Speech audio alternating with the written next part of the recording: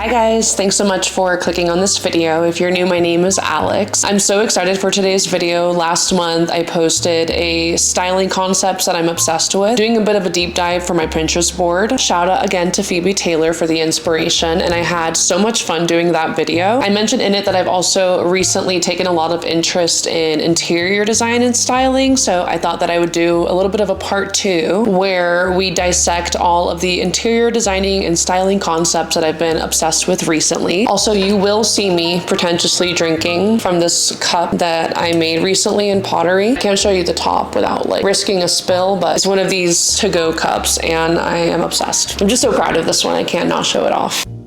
First thing that I have been obsessed with is modern motion sofas or sofas that recline. I know that recliner sofas feel outdated, but just hear me out here. I am getting tired of uncomfortable couches. Like if you watched my apartment tour, you may know about this $300 couch that I got on Amazon, and I do not love it. I don't like how it aged on me, and I do have a degenerative spine condition, so the idea of having a full back support and reclining sofa actually sounds so luxurious to me. The only problem is that many of them unfortunately do look quite outdated and visually heavy to the eye. That doesn't mean that you can't find decent modern looking ones. I am personally really obsessed with this one from West Elm.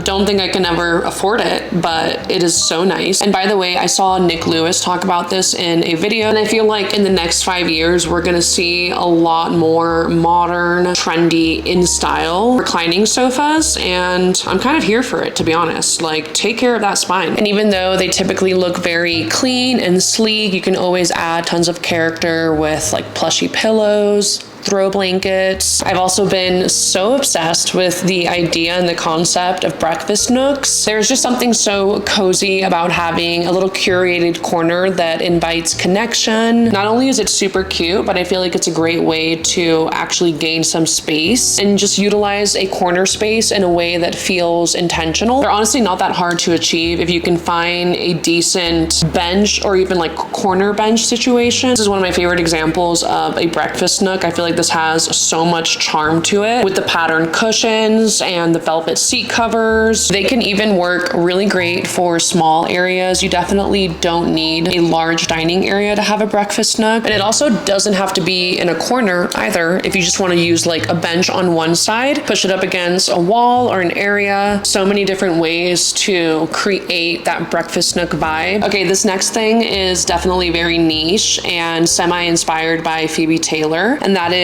butcher blocks, but specifically with tile backsplashes and silver accents. I've always hated minimal and sleek and boring gray, white, beige kitchens, and I just feel like this combo is chef's kiss. The wood really adds that grounding, earthy vibe. The tile can be bold or understated, and I feel like it's still going to add so much depth. I'd call it a charming and cohesive chaos. I've been particularly drawn to different shades of green tile backsplash. I feel like that just looks gorgeous against a dark wood. But like I mentioned before, you can also find backsplashes like this one that have like such a good mix of being minimal but still slightly bold in such a subtle way. Next up, I have tiled up funky bathrooms, and honestly just tile in general. Funky bathrooms that lean into a bold tile can bring such a sense of playfulness but grounding elegance. It's a great chance to turn an everyday overlooked room into a statement piece and have a lot of fun with it. There are so many ways you can do this. An all tile shower, all tile floor, doing a mix of the two. I feel like the more tile, the better. I just much prefer the look of like a super tiled up wall versus a lot of empty wall space in a bathroom. Tile in general is such an understated and quiet boldness in interior styling. tiling. It can be as dramatic or as subtle as you want it to be, from raw finishes to funky satin or gloss finishes. I know that a lot of people would likely think that tiling up your brick fireplace is a bit controversial, but I do think that if you are going to cover up or mask your fireplace with any material, tile is like the next best thing to do. Usually still an earthly raw material made out of ceramics. A brick fireplace and a tile fireplace are such different vibes that I feel like it's valid if you think that the brick one doesn't really match your aesthetic. That's just my opinion. Another kind of niche styling concept is using wallpaper as art. The specific examples that I'm thinking of are more for like concaved parts of your home, like shelf units, cabinets, bookshelves, or even just using wallpaper in ways that we used to do back in the day with like, here's a great example of it. I feel like this is absolutely gorgeous. What a lovely way to add an artistic touch in a way that still feels very intentional, affordable, because wallpaper can be so expensive. So definitely consider this if you're on a budget and you want to use wallpaper. It's a great way to bring some visual texture, interest, and charm to a room without being too overwhelming. The idea of color trims is definitely not new, and I love the look of it on panels for sure, but I've been more drawn to color trims on window panels, and specifically kind of like in the same way as I was talking about the wallpaper, using it as decor or a statement. Like here are some really great examples. This burgundy bookshelf. Again, just another small, affordable way to make a huge impact in a room. And when I mention indoor panels, like yes, of course, you can do the panels that surround your doors, but I also think that this is really cute. Painting, I don't really know what this would be called, like the indoor of an arch or an open doorway that doesn't have a door. I don't know, I think it's a really cute way to add some personality and be